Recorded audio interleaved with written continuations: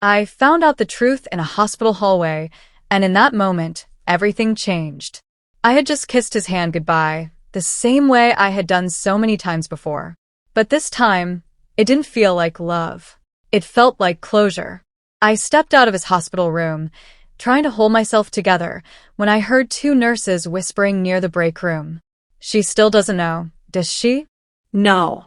And if she finds out, everything falls apart. I stopped cold. My heart sank. My mind started racing. And suddenly, every strange feeling I had ignored, every excuse I had accepted, every moment that didn't quite make sense came rushing back all at once. I should have turned around right then. I should have demanded answers, but I didn't. I kept walking, calm on the outside, completely shattered on the inside. Because deep down I already knew.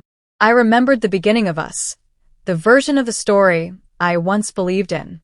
He had this easy warmth about him, a laugh that made everything feel lighter, a presence that felt safe. For a long time, I truly believed I had found my person.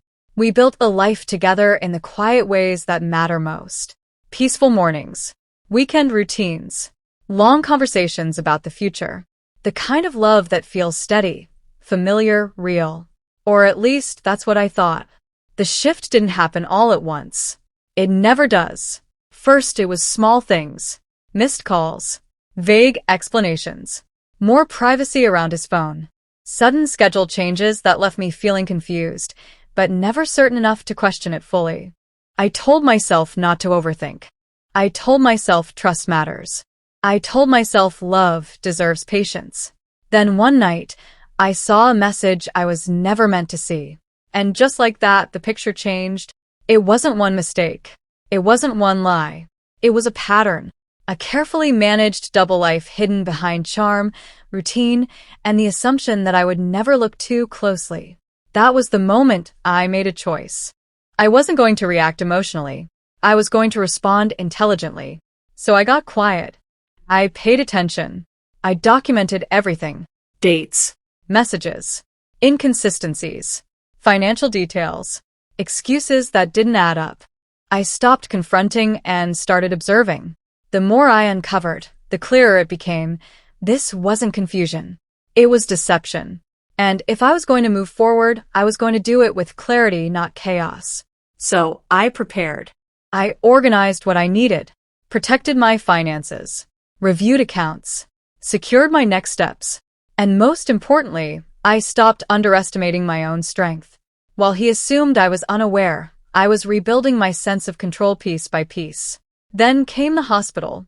That hallway didn't just expose the truth, it confirmed everything. The whispers, the tension, the locked door, the uneasy glances. It all pointed to the same reality. The story I had been told was never the full story. And in that moment, I realized something powerful. I didn't need a dramatic confrontation. I didn't need to raise my voice. I didn't need to prove my pain to anyone. I already had what I needed, the truth. So when the time came, I let the facts speak for themselves. No performance. No chaos. No emotional spectacle. Just honesty, timing, and the quiet confidence that comes from finally seeing things clearly. And when the truth reached the people who mattered, everything shifted. The image he had worked so hard to maintain started to crack. Not because I forced it, but because deception can only hold for so long before reality catches up. He tried to explain, tried to smooth it over, tried to lean on the same charm that had protected him before. But this time, it didn't work. Because once trust is broken, words lose their power. And for the first time in a long time, I wasn't the one feeling uncertain. He was. What surprised me most wasn't how it ended. It was how calm I felt when it did. No shouting. No dramatic exit. No final speech. Just a quiet understanding that I had finally taken my power back. Standing in that hallway, I felt the weight of everything. The love, the doubt, the disappointment, the clarity. And instead of breaking me, it steadied me.